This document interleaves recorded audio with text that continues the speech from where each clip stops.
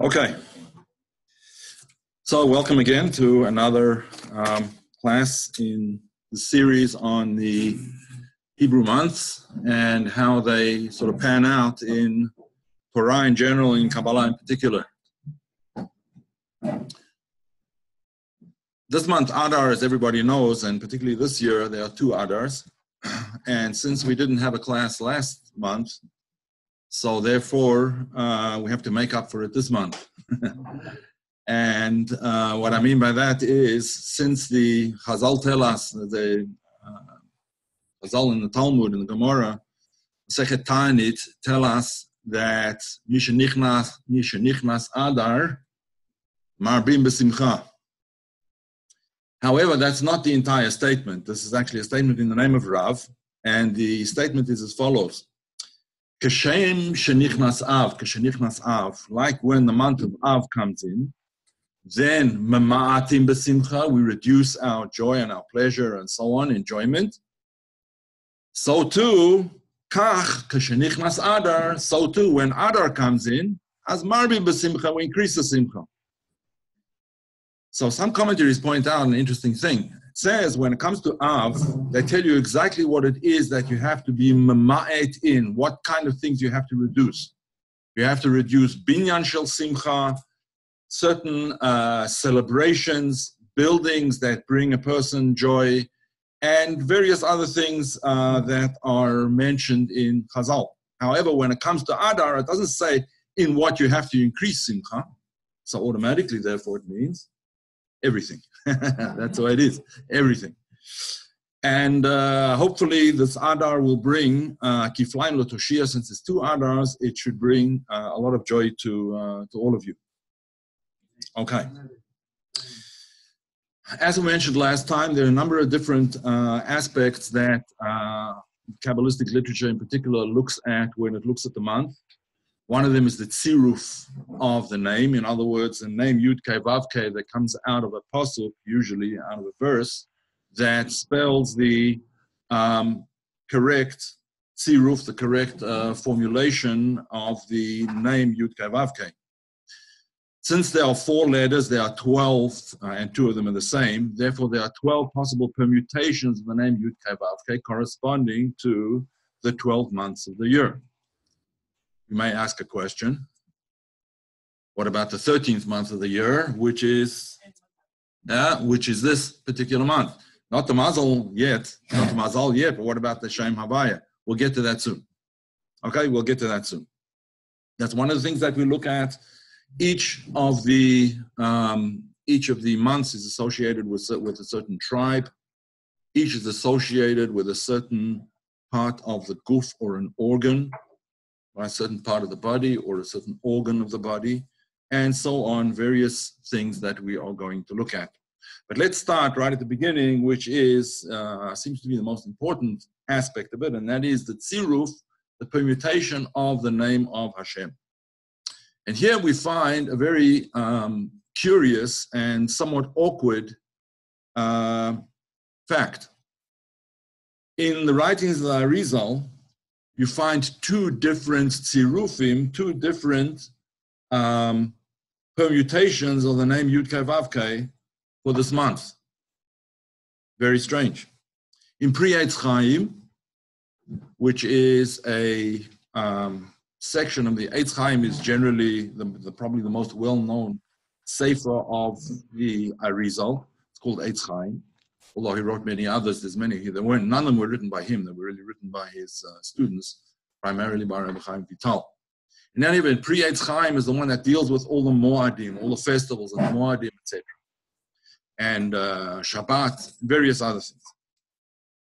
So in Pri Eitz Chaim, the tziruf of the month of Adar, the permutation of the month of Adar, Yud Kei Vav Kei, is Hey Vav Hey Yud. Exactly the opposite of Yud Kei Vav Kei, the opposite way around. Hey Vav Hey Yud. Right from the back to the front. The last letter first, Hey Vav Hey Yud. And that makes sense in many ways because the tziruf of Chodesh Nisan, the first month of the Hebrew year, not the beginning of the year, but the first month of the year, החודש הזה לכם ראש חדשים, ראשון הוא לכם לחודשי השנה. It's the first month of the year.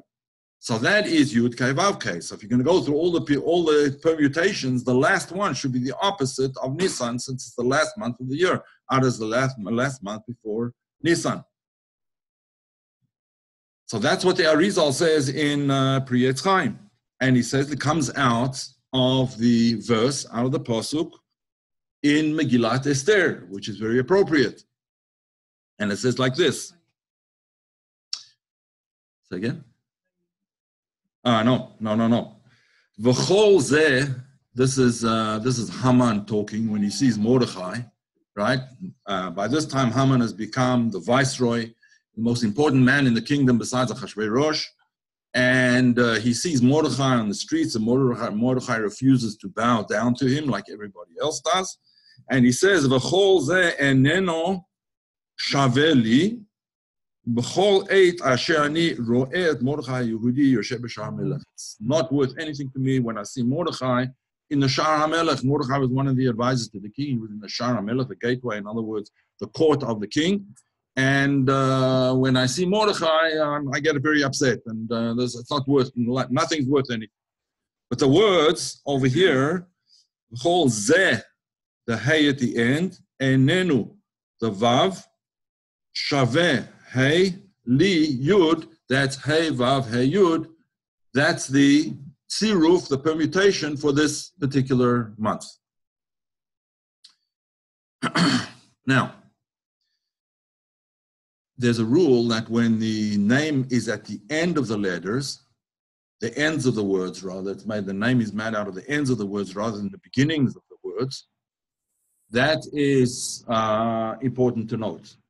It's indicative of a quality that is hidden. In other words, the name Yud Kei Vav Kei is hidden in two ways. Number one, it's reversed. And number two, it's only at the ends of the letters of the ends of the words that spell out the permutation of this name. That's only one place in the Arizal. There's another place in the Arizal that it doesn't say like that. It says that the tziruf, the permutation, in the Sidurim of the Arizal, all the various Sidurim, there's various Sidurim by students, and students who put them together with the kavanot, the intentions, and the special nusach of the Arizal. And over there, they say, no, it comes from a different verse altogether. Also in a sefer called Mishnat Chasidim, which is one of the, Mishnat Chasidim is one of the, sort of an encyclopedia of, a brief encyclopedia of the teachings of the Arizal. So, what verse does it come out according to them? It comes out of the verse which is talking about Shevet Yehuda, right? It says like this: Osri lagefen iro, v'lesoreka bni atono. Osri lagefen iro, he ties up his donkey to the vine, to the grapevine. Soreka is a one tendril of the vine. Bni, my son, atono, he ties up his donkey or his foal, his young donkey to the tendril of the vine. Others explain it that he loads up his donkey with even one vine, one tendril of a vine will be the whole weight that a donkey can bear. In any event, it comes from a different verse, also from the end letters of that iro, lesoreka, bni, atono, the end letters of the verse. So it's hey, hey, yud vav. Hey, hey, yud vav. All right, so we have to figure this out now. Why is it that the Arizal seems to contradict himself? One place he says one way, one place he says another way. So the very interesting pirush for this, the Munkach Rebbe, the Rebbe Munkach, the Minchas Halazer, who you might have heard about. He's a very famous poisek. He's a psak halacha. There's a number of different works that where he's paskins halacha. Okay, and he also has various commentaries on the writings of the Arizal and so on. And he says like this: It was supposed to be that the tziruf, the permutation, was supposed to be the one that's the opposite of Nisan. Was supposed to be the one that's the opposite of Nisan, coming out from the end letters, as you said. And the fact that it was changed, that was changed by Esther. What do we mean over here? The permutation that it was supposed to be the opposite permutation of Yud Kei Vav Kei, in other words, Hey Vav Hey Yud, shows a very negative quality. Now, when does that actually take place? In which month does that actually take place? That actually takes place in the month of Tammuz, right? In the month of Tammuz. Says the Minchas Elazar, the Mukatcher Rebbe, he says as follows. That negative aspect is what Haman had his intention on. His intention was in the month of Adar to destroy the Jewish people, as we know the whole story. That was the month in which Moshe Rabbeinu passed away. He didn't know that Moshe Rabbeinu was also born in that month. Moshe Rabbeinu passed away in that month, and he thought that therefore the Jewish people were vulnerable because Moshe Rabbeinu, if that's the death of Moshe Rabbeinu that month, that must mean that the month has some negative aspects to it. And the negative aspect to it is that it's the opposite of Yud Kei Vav Kei, it's Hey Vav Hey Yud. So his intention, when he made the Gorel and so on and so forth, when he saw that it came out in the month of Adar, and actually the Talmud Yerushalmi says it was Adar Bet, particularly Adar Bet, that he intended, because that year was also an Ibur Shana. It was a year that also had two Adars. With two Adars that year that Haman intended to destroy the Jewish people. So he was happy for two reasons. Number one, it was the month in which Moshe Rabbeinu passed away. And number two, according to Kabbalah, the second month doesn't have a tziruf of Shem Havaya. It doesn't have any permutation because there's only 12 permutations. So it doesn't have a permutation. In other words, he was delighted when this happened because he said there's no protection. They don't have any protection. The name Yud Kei Vav Kei is not there. But Esther understood that the name Yud Kei Vav Kei applies to both Adars, right? It applies to both Adars, and she had the intention of switching around the letters so that it shouldn't be all negative. It shouldn't be all negative. And that was Esther's intention when she invited Haman to a feast together with Achashverosh. That was her intention. Esther was a very wise woman, and she understood what was the potential for Haman's Gzeira and what his real intentions were. She realized it early on, as did Mordechai, obviously. So what did Esther do? She invited Haman to this feast, and what did she say? What was the invitation? She says like this, Yavo HaMelech v'Haman el HaMishteh. Let the king and Haman come to the feast. What are the Roshei Tevot of Yavo HaMelech v'Haman Hayom? Yud Kei Vav Kei, right? Yud Kei Vav Kei. So this is the Minchas Elazar talking here. So she says that, the Minchas Elazar explains that Esther understood that if she brought Hashem into the picture by using the words Yavo HaMelech v'Haman Hayom, but using them with intention, she knew what she was doing, right? Then she would be able to change the permutation of the name of the month, the permutation of the month. However, she also understood that if she changed it to an only positive interpretation, an only positive tziruf, permutation rather, then there would be no nakama, there would be no revenge and no punishment for Haman. So it couldn't be all positive, it had to be partially negative as well. There had to be some din, some severity, some aspect of negativity in this month as well. And therefore, she says as follows, after they come to the feast, and she does what she does. There's two feasts, and at the second feast, she says that Haman harasha hazeh, this Haman wants to destroy my people. So it says, the verse then says, V'hamelech kam b'chamato. the Melech got up in his anger, Mimishteh hayayin, from this feast, El Ginat Habitan, and he went out into the garden of the palace. V'Haman amad levakesh al nafsho mi-Esther HaMelchah. And Haman stands up trying to plead for his life with Esther. Ki ra'a, because he saw, ki kalta elav hara'a me'et hamelech. He saw that the king was very angry with him, and he was going to kill him, which in fact happened. Right? He saw ki kalta hara'a me'et hamelech.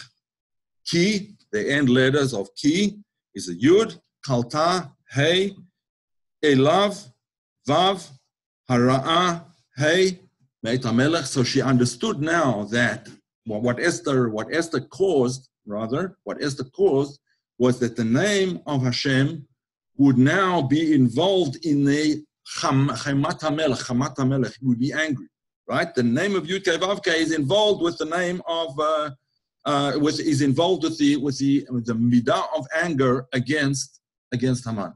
So she managed to achieve that, and therefore the end result of that was that the permutation was changed to a different permutation, as we said, Osri lagefen iro v'lesoreka b'ni atono.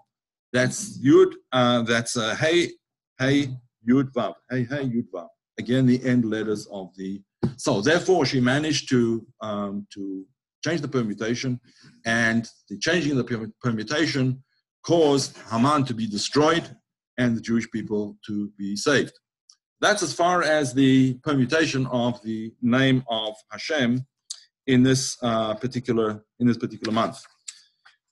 Now, what does the Arizal say really happens on Adar Sheni, since there's no particular permutation for Adar Sheni that applies to both months? The permutation that we have applies to both months, but the Arizal says, in terms of kavanot, when a person is, when Rosh Chodesh comes in and you're blessing the month and so on and so forth, what is the kavanah that you should have in mind? So he says, all 12 tzirufim of the name of Hashem. Go through them all, cycle through them all in your mind, starting off with Yud Kei Vav Kei, and then you go through the various permutations. Yud Kei Vav Kei, then Yud Vav Kei Kei, and so on and so forth, and go through all the 12 permutations, and therefore that sweetens the month and makes it into a month of tremendous simcha. During Birkat HaChodesh, and also during Musaf, yes. Also during Musaf on Rosh Chodesh. The month, the Shabbos before the Shabbat Mevarachim. Yeah, the Shabbat before, okay. Okay. What's the mazal of this month? So the mazal, there's only really two mazalot which have twins in them. One is the mazal of Sivan, and the other one is the mazal of Dagim, right? Dagim, fish. Again, according to the Sforim and according to the Sefer Yetzirah, the second Adar, one that we're in now, does not have any mazal associated with it, right? Ein mazal Yisrael, as I explained last time. Ha'ayin hu ha'mazal Yisrael. The ayin, in other words, that which transcends, he who transcends all of the mazalot and is not subject to them in any way, Hashem. He's the mazal of Bnei Yisrael. Ha'ayin hu ha'mazal shel Yisrael.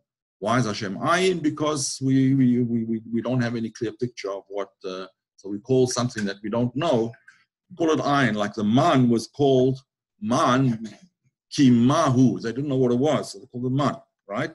So I was saying similarly, Hashem is called ayin, or in some Sforim, ha'ein sof, right? The endless one. Ayin.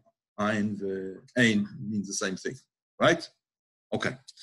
So, why is the this particular month the month of Dagim? Two reasons are brought in commentaries on Sefer Yetzirah and in the Arizal. What is the difference between fish and sea creatures? Fish are under the sea, you can't see them, right? They're not visible. And as well, as soon as you take a fish out of its source, if you take it out of the water, it starts to die. It starts to dry out and to die immediately. If you've ever seen a fish taken out of water, it's like, we have an expression in English, like a fish out of water. In other words, it doesn't fit, right? It can't continue to exist if it remains out of the water. It's got to go back into the water. Supposedly, these things are actually important as far as this particular month, as far as Adar is concerned. Why? Because just as fish under the surface, you don't see them. Similarly, with this month, with the month of Adar, you don't see what's going on the surface. Everything that's happening is happening underneath. And that's why in Megillat Esther, there's not one time that you see any of the names of Hashem in Megillat Esther. It only comes out from Roshei Tevot, from the initial letters and end letters of Psukim. But many, many Psukim have the name of Yud-Kei Vav-Kei in one permutation or another in the Megillah. But the name of Hashem is not there. Now, ostensibly, the reason for that is because it was a document that was written in outside of Eretz Yisrael. It was written in Galut, and it was written as a history of the Jewish people in Persia. And therefore, they didn't want to write the name Yud-Kei Vav-Kei in it because there was it would be in the possession of people who were not Jewish, and so on and so forth. And there's other reasons for it as well. But the reason that's explaining Kabbalah is because it is a Megillah the Megillah transcends all names, right? The names are only hidden in the, just like the fish are hidden in the sea. So the names of Hashem are hidden in the Megillah because it really transcends all names. It's what the Mekubalim call the Hester of Ein Sof, like the word Esther, Anochi Haster Astir Panai. I will hide my face on that day. I will hide my face. I will hide what you can't see, but I will be revealed. I will hide what you could see, but I will be revealed in ways that you can't see, right? The Hashkacha of Hashem, the direct divine providence that guides Bnei Israel is what underlies the whole theme of Esther. And that's what the fish are a remez to. That's what they sort of give us a hint to. Okay. Another idea is, as we mentioned, that the fish are in their source. So it says the Zohar compares tzaddikim to fish. Call them nunei yama, right? The fish in the sea. Why? Because fish are united with their source. They're always in their source. Therefore, when it comes to a mikveh, when it comes to purification, a fish is not a chatzitza, according to some opinions in the Mishnah. It's not a chatzitza. In other words, if a person was holding a fish and he toivel, right, he went into the mikveh, he would still be, because a fish is essentially water. That's what it is. It's united with its source, and he would still be. Of course, we try not to hold fish when we're in the mikveh, but nevertheless, that's the halacha. Okay. There's another interesting thing about fish, and that is a big machlokas of Chazal, big disagreement, argument, whether the fish were named when Adam HaRishon named everything, gave everything names. So there's an argument whether the fish got names or not. Right? Were the fish named by Adam, or they were not named by Adam? One of the opinions is that they didn't get names at the time when Adam named all the creatures. He only named the creatures of dry land, but not the fish in the sea, simply because he couldn't see them. But there are other reasons as well. And the reasons that are explained is because they represent the idea of nunei yama, of these neshamot, which are united completely with their source, and therefore a name, which is essentially a limitation, doesn't apply to them, right? They're not limited by their names. They transcend names. And therefore fish, another reason that fish don't need shchita is because of this idea that they're always united with their source, and therefore they don't need to be, the whole concept of birur, of purification of the fish, is not strictly necessary, right? It's not necessary in the same way that animals and creatures on dry land need to be purified before we can use them with shchita and with salting and so on and so forth. And that's also fits with the opinion that the fish survived the flood and nothing happened to them because there was no punishment necessary. Because they represent neshamot that did not transcend sin or did not sin in the first place. Now, we also mentioned last time that every month has a chush, it has a sense. Now, what's the sense of this particular month? Anybody know? Almost. Laughter, tzchok, right? Tzchok, laughter. Laughter is the chush of the month of Adar. Adar, marbim b'simcha, right? It's the idea of laughter. Now, explain what is unique about laughter. Something that's expected and predictable, and you understand what the end result is, right? Is not going to be particularly funny, right? If you know what's coming, it's not going to. The punchline of a joke is always because it's the opposite of what you thought it would be, right? It's that's what makes a joke. That's what makes it funny. Exactly the same with the story of Esther. Al pi teva, logically, the Jewish people should have been that should have been their end. Achashverosh wasn't particularly enamored of the Jewish people. He didn't know that Esther. He did not know that Esther was Jewish. And Haman was a virulent anti-Semite, and he wanted to get rid of the Jewish people. And Achashverosh agreed. So logically speaking, there didn't seem to be too much chance, right? But the joke was on him in the end, right? It was Haman that was destroyed, and we were the ones that survived. And that's why the month is the month of laughter. Not only the laughter of an unexpected end, but the laughter of simcha in the hashkacha of HaKadosh Baruch Hu, right? That's part of our laughter and part of our private joke, so to speak, is that we're always under the auspices of the boss. Okay.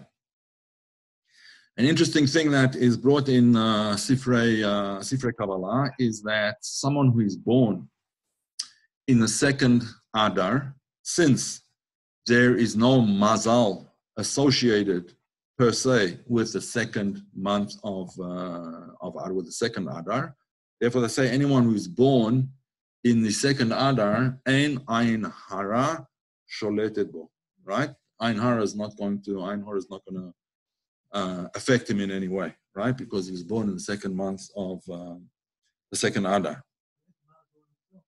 There you go. Yeah, that's a mazal in itself. You're right, right? Now, as we know, Haman HaRasha was a tremendous mechashef. He was a wizard, black magic, and all kinds of other things. And Kisvei Arizal explains this at great length, and he says that Haman was from Nachash Kadmoni, right? He came from the Nachash in Gan Eden, right? From the snake in Gan Eden. How do we know that? Hamin ha'etz hazeh achaltem, exactly. From the pasuk, Hamin ha'etz hazeh achaltem, did you eat from this tree after they ate from the tree of knowledge of good and evil? So Hashem says to them, Hamin ha'etz hazeh achaltem, and the Gemara in Megillah is very specific to say, like, Haman min ha'Torah min na'im, what's the source of Haman in the Torah? Hamin ha'etz hazeh, the same letters. Hey mem nun, the same letters as Hamin.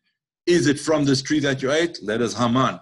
That's where Haman came from, right? That was who Haman was. Therefore, in the month of Adar and Adar Sheni in particular, he has no shlita. He cannot overcome the Jewish people in that month. Now, if you know what's going on in Congress and various other things now, let's keep it in mind. Yeah. Okay, so this is the month again. The Chush is the month of is Chok, laughter. The month in which everything was changed over from Yagon leSimcha. HaChodesh Hashem ne'epach lahem miYagon leSimcha, from mourning into joy, because the whole idea of what Esther did, as we see in the beginning, she actually changed the permutation of the month through what she did. So everything in Adar has to do with changing things over, to renew things, to change things over. The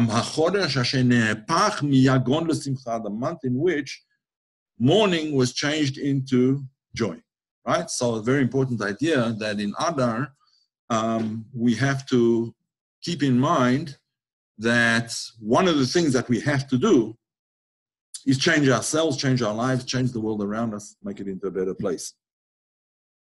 Now,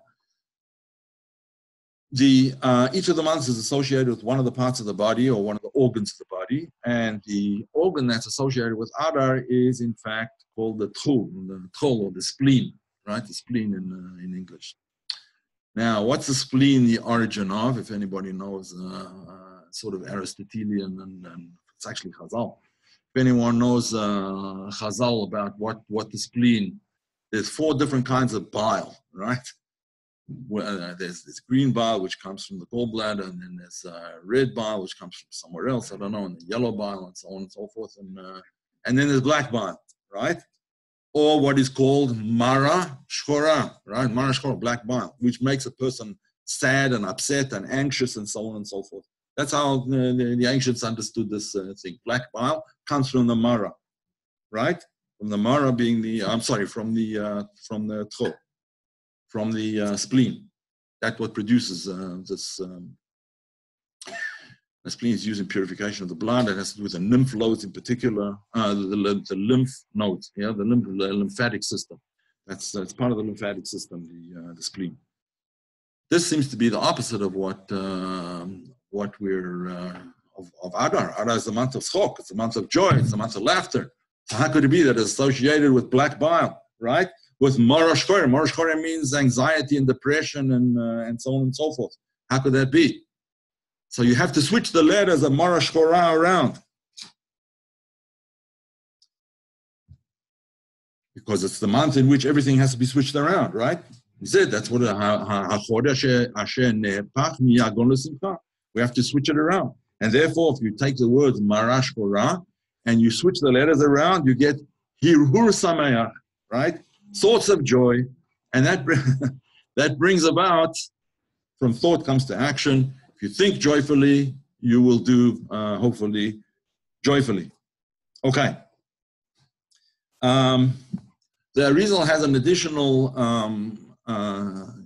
insight which we didn't really speak about previously, but he also says not only is each month associated with a different part of the body, but in the head itself, just in the head of a human being, there are also 12 sections to the head, where which includes the eyes, the nose, the mouth, etc., and the forehead and the top of the head and various other things. So he says that if we specifically, what is Adar associated with? Adar is associated with the nose, with the chotem, actually, the nostril, right? Associated with the nostril. The nostril is where we breathe from. It's where we also have scent from. He said there's a nice remez to that, there's a hint to that in the Megillah itself, right? As the Gemara discusses. Where does Mordechai come from in the Torah? Mordror, from the pasuk Mordror, which translated into Aramaic is Mara Dachia, Mordechai, right? Mordechai and Mara Dachia is mir. It's one of the ingredients of the incense that was used in the Beit HaMikdash. So Mordechai is associated with a sense of smell. What about Esther? Hadassah, very nice, yeah? The other name of Esther is Hadassah. The Hadass is a very beautifully scented spice. What's it called again? Myrtle, yeah, myrtle. There you go. Yeah, Hadassim, you know. Okay, so additionally, the Arizal points out that in the original Chet, all of the senses were involved in the original Chet, except the sense of smell. And he says like this: V'teira ha'isha, she saw Chava. V'teira ha'isha, she saw. That's enai, right? Chush ha're'iyah, the sense of sight. Ki tova eitz l'ma'achal, v'chi ta'avahu le'enayim, that's re'iyah, right? Against re'iyah. V'tov l'ma'achal, v'nechmad,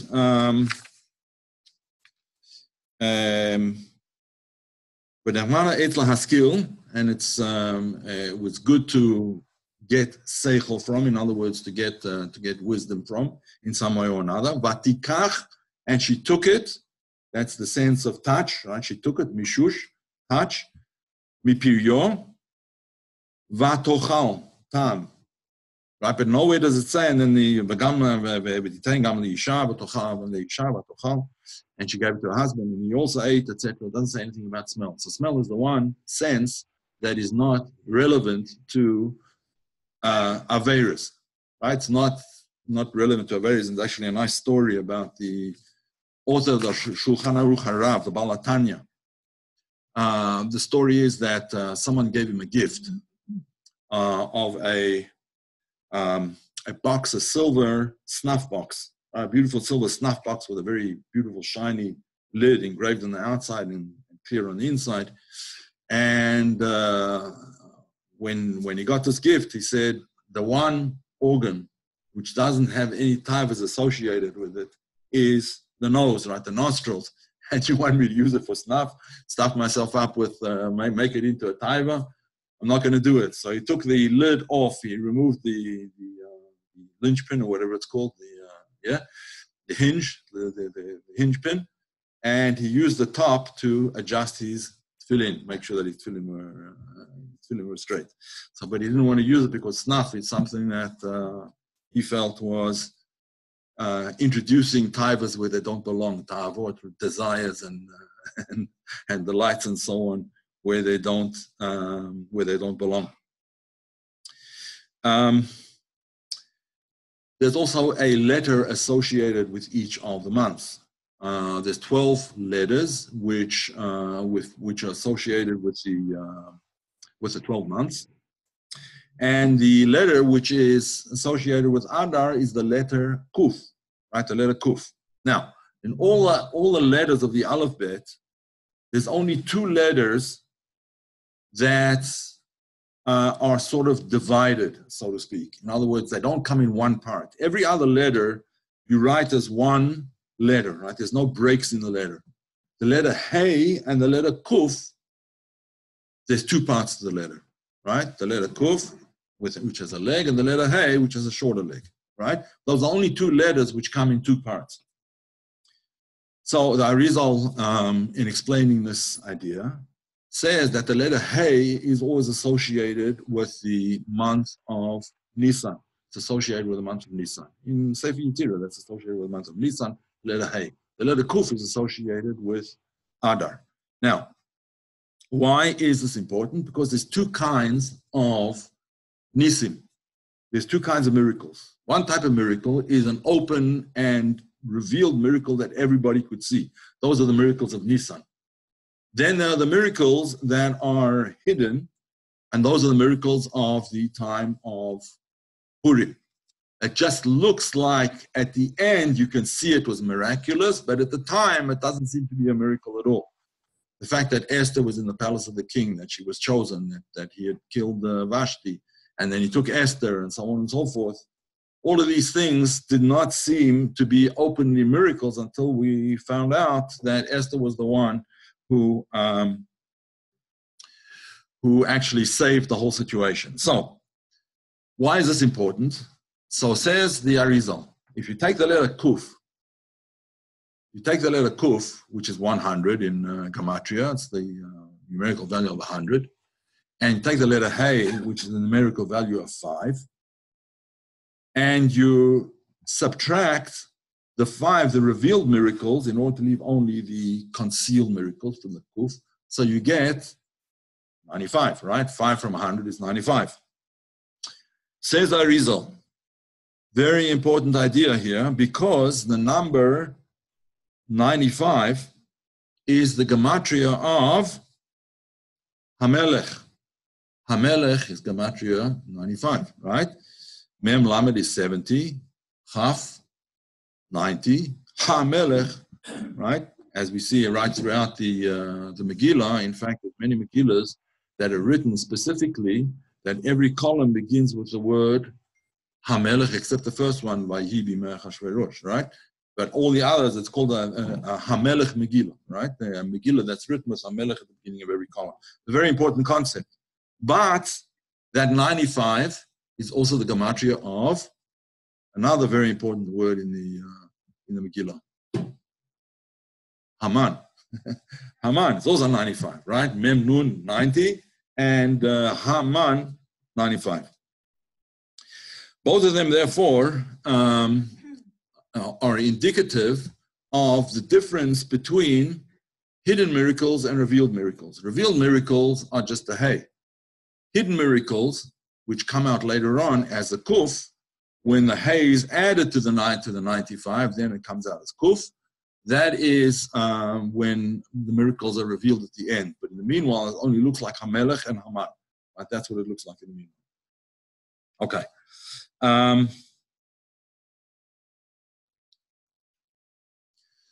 And finally, says the Arizon, the 95 has another, is the gematria of another very important word, which is related to Hamelech and to Haman, and that is the gematria of Kisei David, right? Kisei David is also 95, also comes out to 95, because the overturning of Haman and the Melech of evil, the Melech, the evil king, will come about when we destroy Amalek, and then we'll come to the idea of Kisei David, right? Kisei David, Melech David will sit on his throne in Yerushalayim, Ir HaKodesh, together with the Sanhedrin and all the Jewish people, Al Admatam, Bimher Yameinu. Okay, so the final thing is that each month is associated with a tribe, and the tribe is the tribe of Naphtali. Yeah, I'm sorry, you had a question? Yeah, good. Yeah, right. What was said was that the hay, when you actually write it in Safrus, the kuf is written first as a hay, and then the line is extended. It looks like a hay, but with a longer leg. That's to bring down the hay into this reality. There are other explanations as well that the kuf represents kakof bifnei adam, like a monkey imitating a human being, right? Trying to present himself as a human being.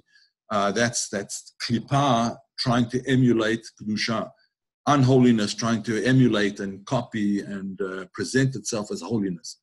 That's kakof bifnei adam, right?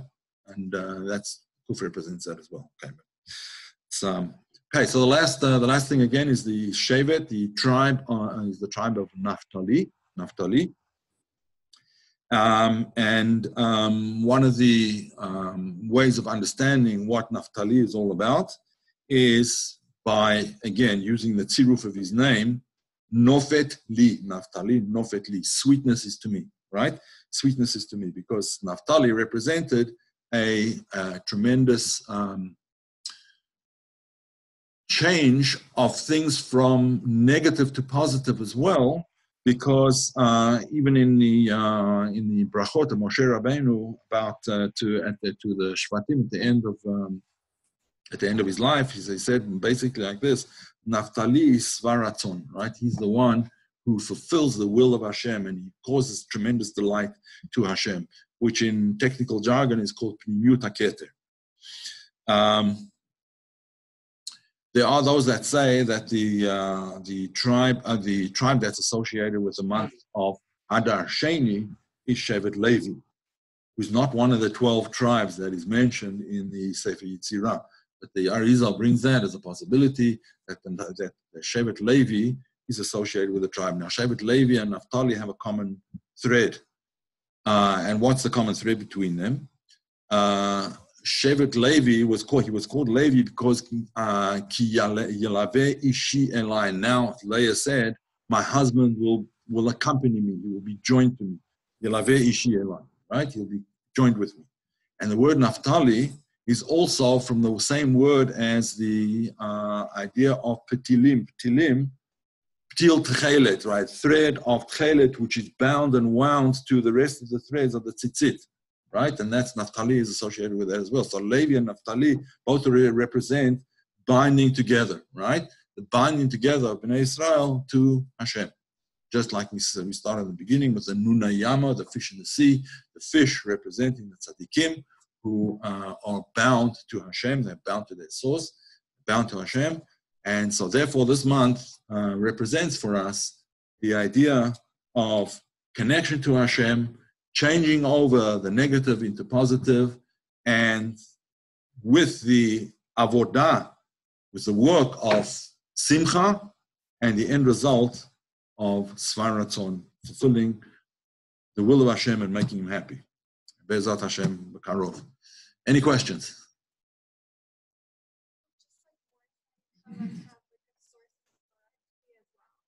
Yes, yes. That's one of the things that I do, by the way.